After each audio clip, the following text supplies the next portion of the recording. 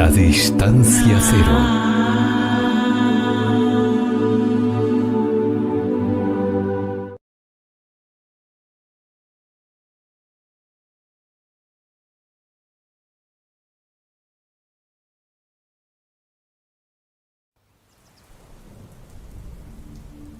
Las 6 fases a la iluminación que la mayoría nunca supera. Bernadette Roberts. Primera fase. La noche oscura del alma. Destrucción del yo consciente. Por una convicción nacida de la experiencia, marco la entrada definitiva en la noche oscura del alma como la primera fase de la vida unitiva. Aquí comienza la cauterización, la quema hasta el centro más profundo del ser, que es doloroso y devastador para todos los aspectos del ser. Las profundas y deterministas riendas del autocontrol han sido arrebatadas y la fuerza de voluntad que mantenía unida esa frágil unidad se ha disuelto. De ahora en adelante, las riendas de nuestro destino están en manos de un poder superior, una voluntad superior. Y aunque inconscientemente podamos dar coces contra el aguijón en una dolorosa rebelión, todo es en vano. La única salida es ser sumisos, aceptar nuestra impotencia y reconocer que la paz del alma, el día que se pueda encontrar, es nuestra mayor aliada. Sin ningún otro lugar a donde ir, ningún otro lugar al que recurrir, no tenemos más opción que descender a las profundidades de nuestra nada, donde, en el fondo, Dios finalmente se revela a sí mismo y nos descubre la raíz de nuestra existencia en Él. Así, después de haber viajado a través del vacío sin fondo de nuestro ser, finalmente llegamos a descansar en una unión profunda con Dios, el punto quieto, permanente en el centro del ser. Segunda fase. Consolidación de la paz, reconstrucción en Dios. La segunda fase comienza con el descubrimiento de que, donde antes había dolor, ahora hay paz. De aquí en adelante el trabajo del alma es mantener esta paz contra todos los movimientos en contra. Esto se logra permaneciendo pasivo ante el centro pacífico y quieto y sometiéndolo todo a él. Porque ahora comenzamos a vislumbrar que, en el fondo, esta paz es el silencio y la quietud de Dios mismo. A partir de este punto, tenemos acceso continuo a este punto quieto de nuestra existencia al que, ahora, deben ajustarse todos los aspectos del ser.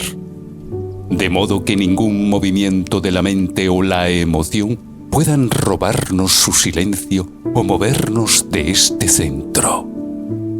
Uno aprende a hacer esto a través del proceso de una pasividad activa que finalmente produce la nueva forma de unificación del yo.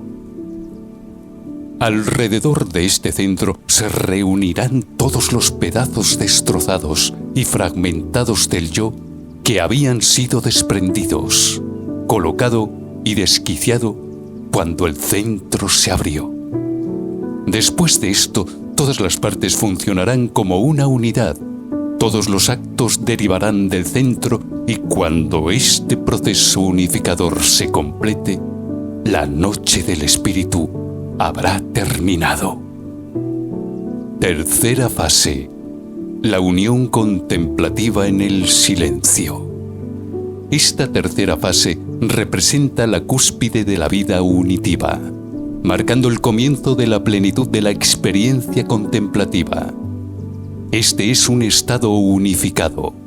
El silencio interior continuo es muy similar a la oración habitual de silencio que, por ser habitual, parece bastante natural y, en sí mismo, constituye la columna vertebral de la vida unitiva. Aparte de esto, ya sea en momentos de oración o cuando no están ocupados, todas las facultades entran en este silencio y permanecen durante largos periodos perdidos en Dios. Aquí, también, debido al silenciamiento de la memoria, nos familiarizamos con una cierta sensación de pérdida del yo que no es espectacular y es transitoria.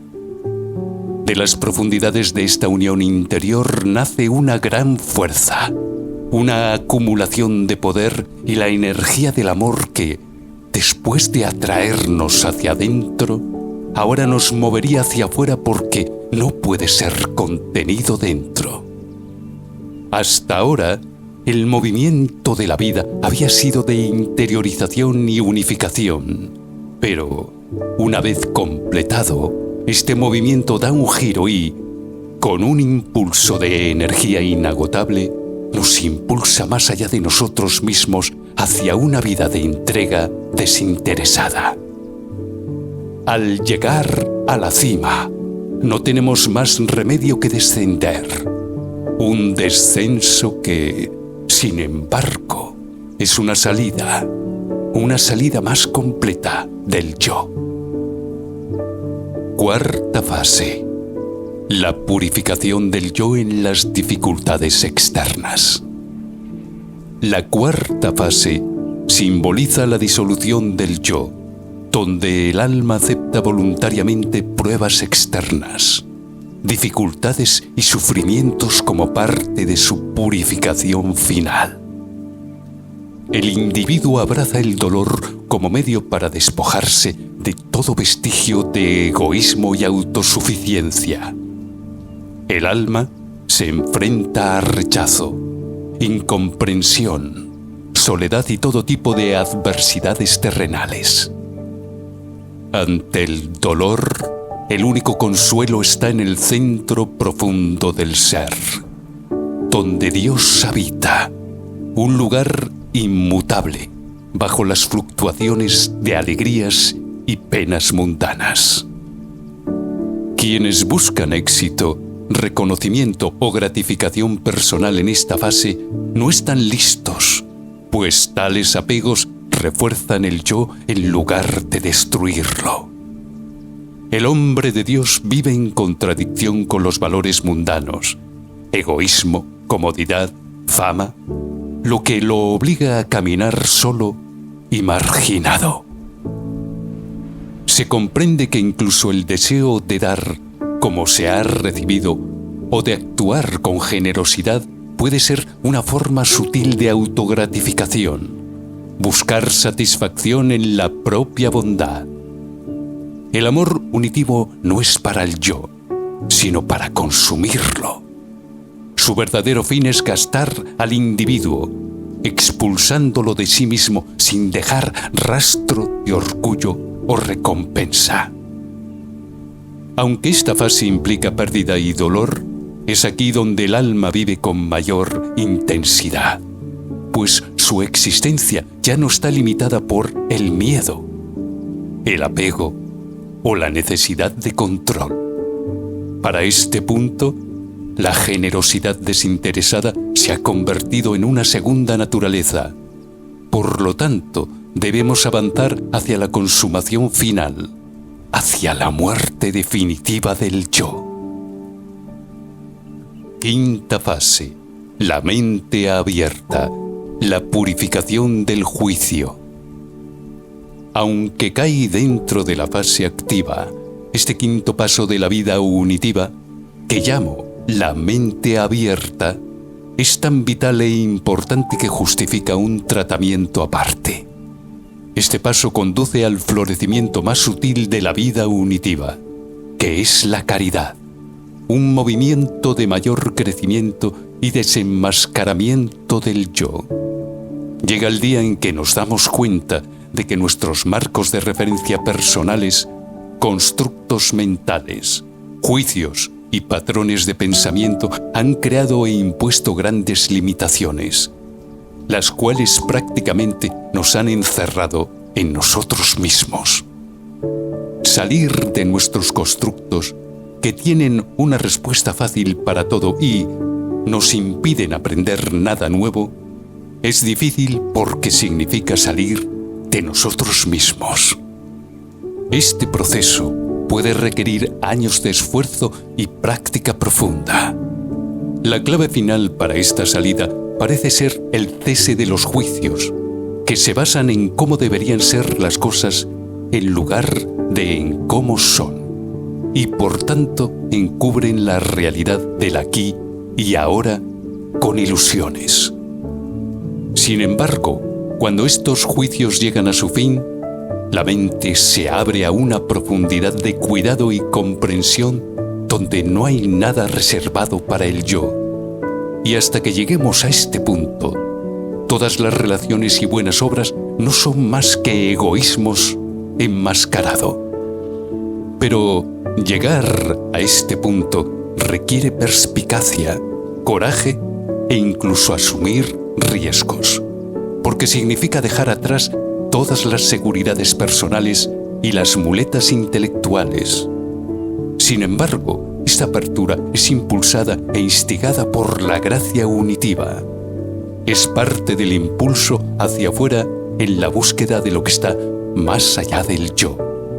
La verdadera caridad, que es la capacidad de dar desinteresadamente sin la sutil e inconsciente necesidad de autosatisfacción. De esta manera, la mente abierta es la clave para ir más allá del yo, la clave de la verdadera caridad, la clave de la mente silenciosa y la clave del propósito mismo de la vida unitiva. Sexta fase: la muerte del yo y la unión definitiva transformadora. La fase final de la vida unitiva coincide con la desaparición definitiva del yo. A lo largo de los años, las raíces más profundas del yo han ido muriendo simultáneamente. Una muerte en gran parte oculta la conciencia porque el yo más profundo yace oculto en Dios y solo, gradual e imperceptiblemente es consumido por Él. Sin saberlo, hemos sido despojados hasta el último detalle de las raíces de la existencia personal. Y ahora están preparados en todos los niveles del ser para el vaciamiento final.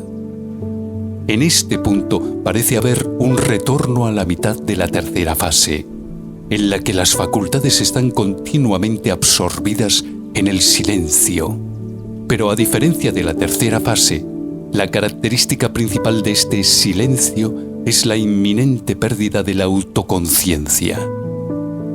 Además, este silencio ya no genera ninguna llama, energía o fuerza interior, porque todo es inamoviblemente quieto. Así, tras años de un movimiento interior unificador y más años de un movimiento exterior desinteresado, aquí, al final, no hay movimiento alguno. Y aquí también termina la vida unitiva. Parece que el silencio interior perfecto, con el cese definitivo de la autoconciencia, es el vehículo necesario para salvar la brecha entre el yo y el no yo, tras lo cual se abre una nueva vida, una vida que permanece inconcebible hasta que se vive. Este camino, dividido en fases, no es lineal ni mecánico. Es la obra de Dios en el alma que dice, sí, a ser transformada. Las fases se superponen y cada una profundiza lo anterior. El patrón es claro. Cuanto más muere el yo, más vive Dios en el alma. La meta no es un estado místico, sino una existencia donde ya no soy yo quien vive, es Cristo quien vive en mí.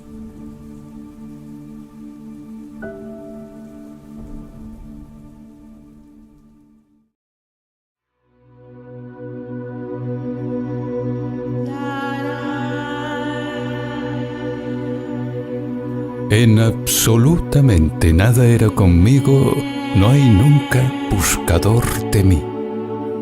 En absolutamente nada era conmigo, no hay nunca encontrador de mí. En absolutamente nada era conmigo, no hay nunca entrador en mí. En absolutamente nada era conmigo, no hay nunca comprensor de mí. En absolutamente nada era conmigo, no hay nunca misterio ni enigma de mí.